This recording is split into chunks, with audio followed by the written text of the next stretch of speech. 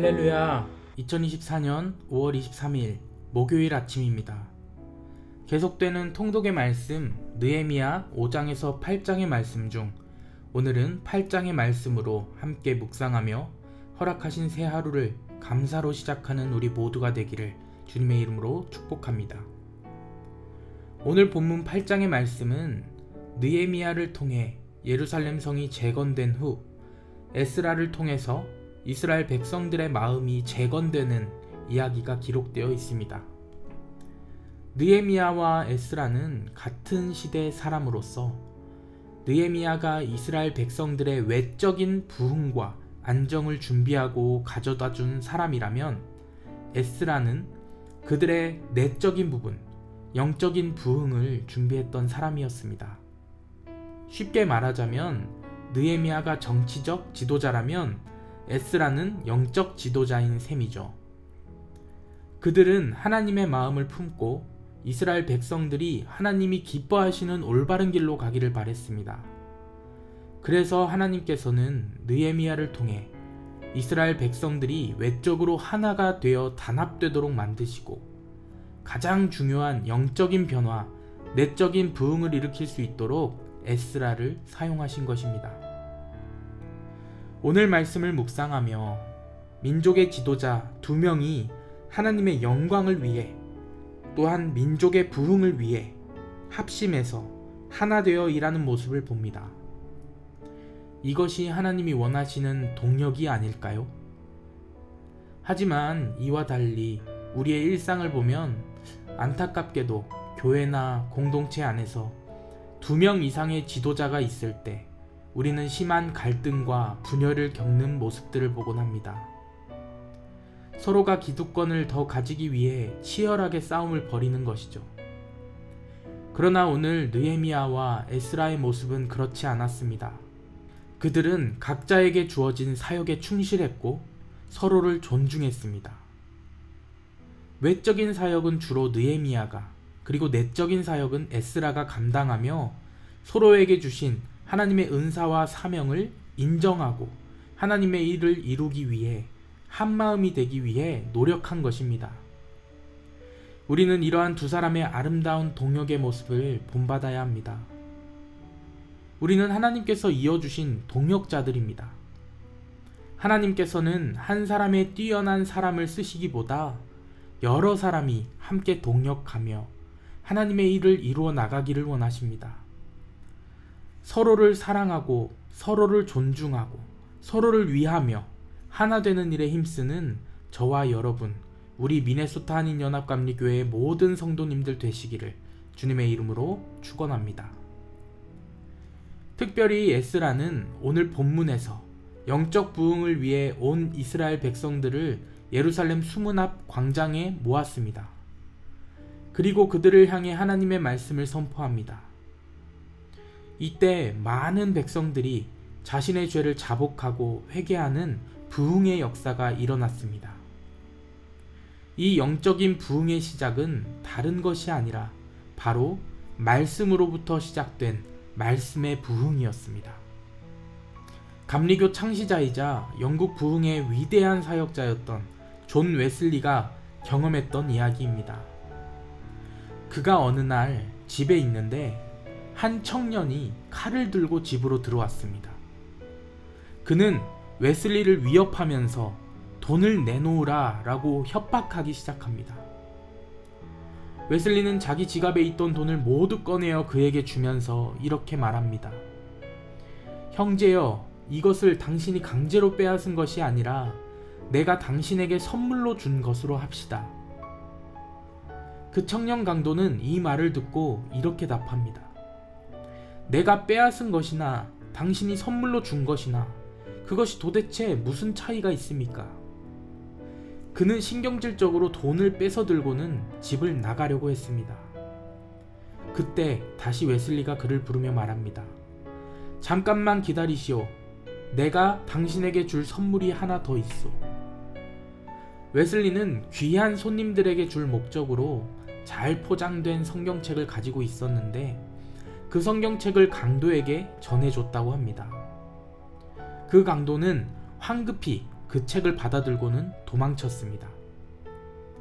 그렇게 몇 년의 시간이 흐르고 웨슬리가 집회를 인도하고 있었는데 그 집회에서 웨슬리는 그 청년 강도를 다시 만나게 됩니다. 이번에는 강도가 아닌 회심한 사람으로서 만나게 된 것입니다.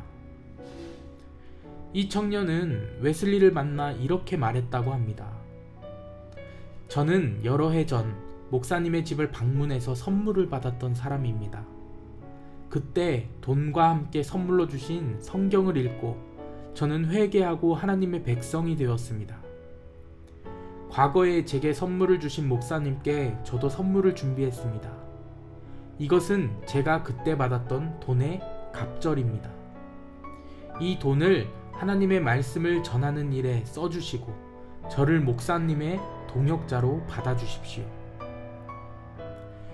하나님의 말씀이 강도를 변화시켜 회개케 만들고 주님의 사람으로 만든 것입니다.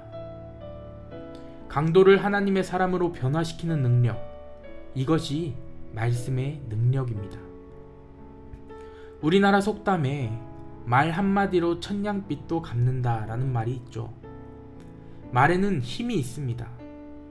말 한마디 때문에 사람이 죽기도 하고 살기도 합니다. 한 사람의 인생이 변하기도 하고 한 가정의 운명이 바뀌기도 합니다. 심지어 한 나라의 운명도 바뀔 수 있는 것이 말의 힘입니다. 사람의 말도 그런 힘을 가지고 있다면 하나님의 말씀은 어떨까요?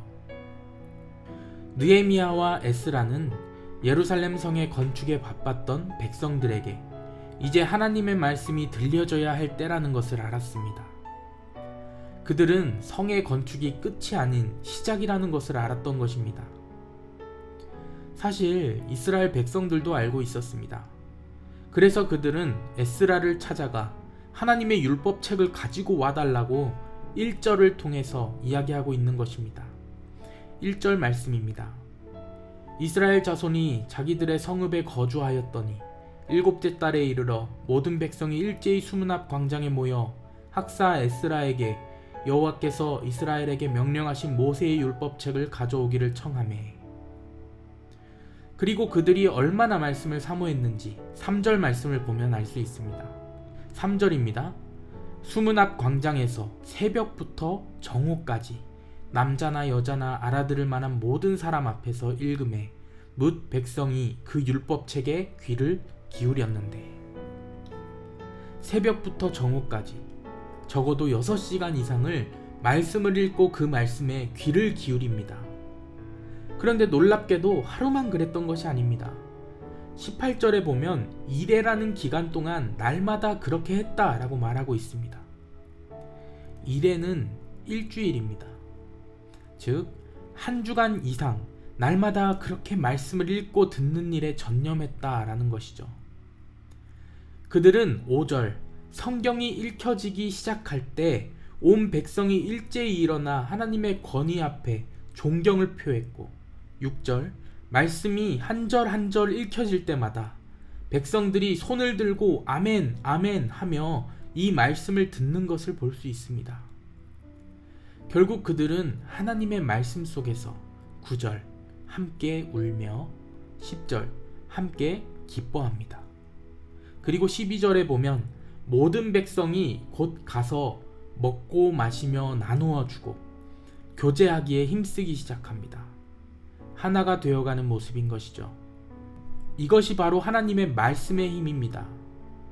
하나님의 말씀을 받아들이고 아멘으로 응답할 수 있는 것, 그리고 그 말씀으로 인해 변화되는 삶을 소망하는 것, 마지막으로 하나 되는 모습.